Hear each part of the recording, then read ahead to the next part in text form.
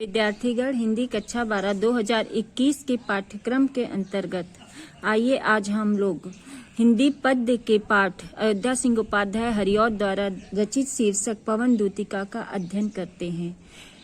ये शीर्षक हरिऔध जी के ग्रंथ प्रिय प्रवास से लिया गया है। इस ग्रंथ में हरिऔध जी ने राधा जी के नवीन चरित्र का वर्णन किया है, अर्थात राधा जी के लोक उदास स्वरूप का वर्णन किया गया है कि किस प्रकार एक विरहिणी नायिका ने अपने विरह के दुख से भी ऊपर उठकर समाज के कल्याण की बात सोची है और हवा को अपना दूध बनाकर श्री कृष्ण जी के पास मथुरा भेजा है। परंतु अपने दुख के साथ साथ उन्होंने अपने समाज के कल्याण की बात भी सोची है कि हे हवा, तुम जाना और रास्ते में लोगों के दुखों को भी साथ में देखते जाना। तो आइए हम इस शीर्षक का अध्ययन शुरू करते हैं। बैठी खिन्न होकर उदास होकर एक दिवस एक दिन वे गेह यानी घर में थी अकेली, अर्थात राधा जी खिन्न होकर के एक दिन अपने घर में अकेली बैठी थी। आ रहे थे आंसू यानी आंसू, दृग युगल उनके दोनों नेत्रों में थे, धरा यानी पृथ्वी को भिगो रहे थे। राधा जी एक दिन खिन्न होकर अपने घर में अकेली बैठी थी कि उनके दोनों नेत्रों में आंसू आकर के पृथ्वी को भिगो रहे थे।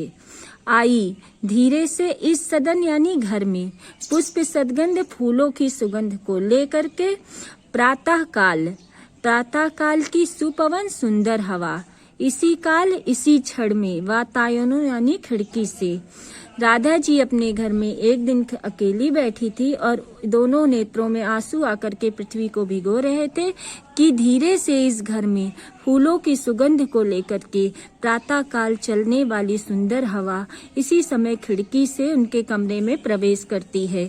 एक बार फिर से देखें कि राधा जी अपने घर में एक दिन अकेली बैठी थी, दोनों नेत्रों में आंसू आकर के धरा को भिगो रहे थे, पृथ्वी को भिगो रहे थे कि धीरे से उनके इस घर में फूलों की सुगंध को लेकर के प्रातः काल चलने वाली सुंदर हवा खिड़की से प्रवेश करती है।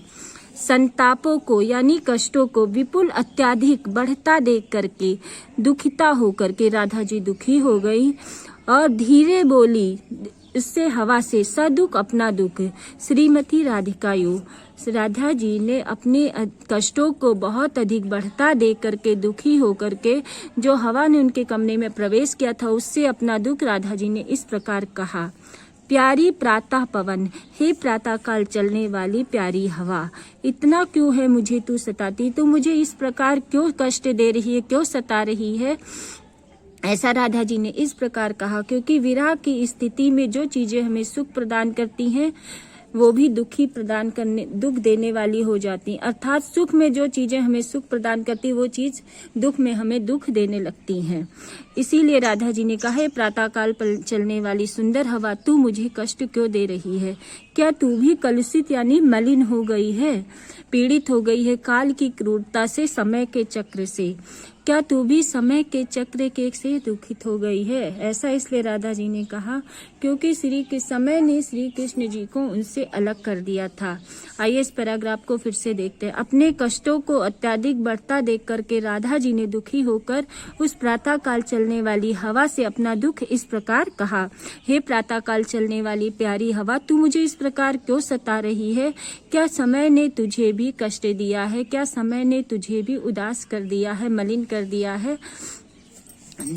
मेरे प्यारे यानी श्री कृष्ण जी कैसे हैं? नौ जलद से श्याम शरीर वाले हैं, यानी बादल श्याम होता है तो सुंदर सावले रंग के हैं बादल के समान।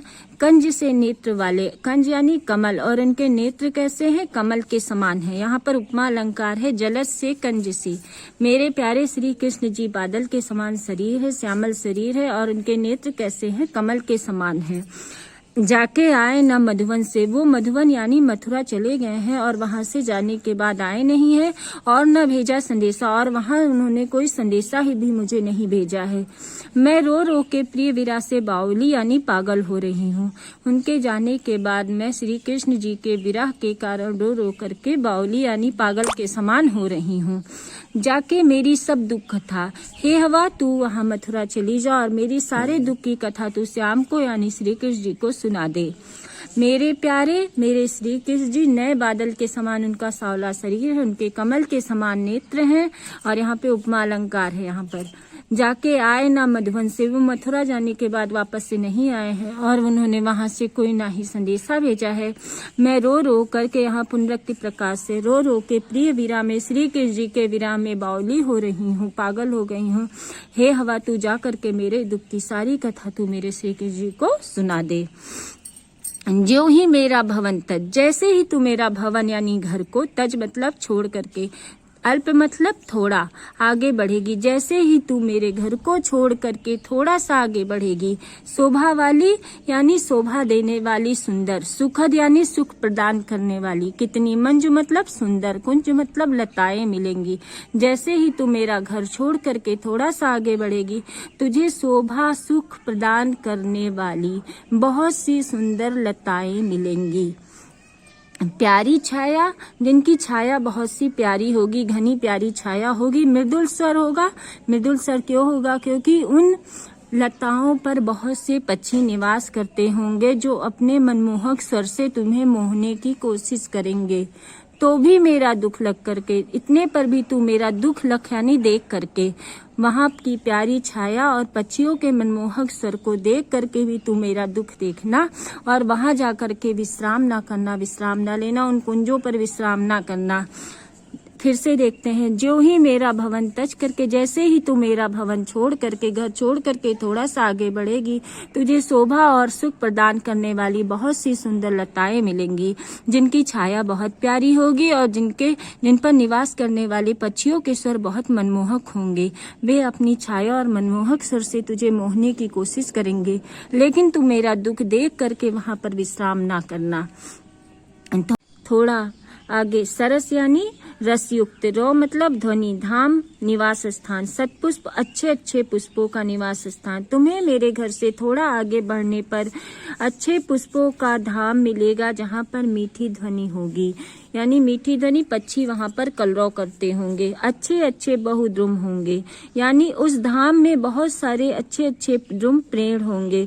लताएं सौंदर्यशाली, लता यानी कुंजे, और उन पेड़ों की लताएं अत्यधिक सौंदर्यशाली होंगी। प्यारा विंद्रा विपिन, ऐसा प्यारा वृंदावन जो मन को मोहने वाला होगा, मेरे घर से थोड़ा आगे बढ़ने पर तुझे मिलेगा। आना जाना इस विपिन से, तू इस जंगल से आना जाना, विपिन यानी जंगल से आना जाना, किंतु मोहिमान यानी मोहित ना होना, अर्थात मेरे घर से थोड़ा आगे बढ़ने पर तुझे अच्छे पुष्पों वाला धाम और मीठी ध्वनि का धाम वृंदावन मिलेगा, जहाँ बहुत अच्छे अच्छे पेड़ होंगे, जिनकी लताएं अत्यंत सौंदर्यशाली होंगी। ऐसा मन को मोहने वाला वृंदावन होगा, किंतु तू इस विपिन से जंगल से आना जाना, किंतु मोहित ना होना। विद्यार्थीगण, इस शीर्षक की अगली व्याख्या आगे के भाग में मिलेगी आपको।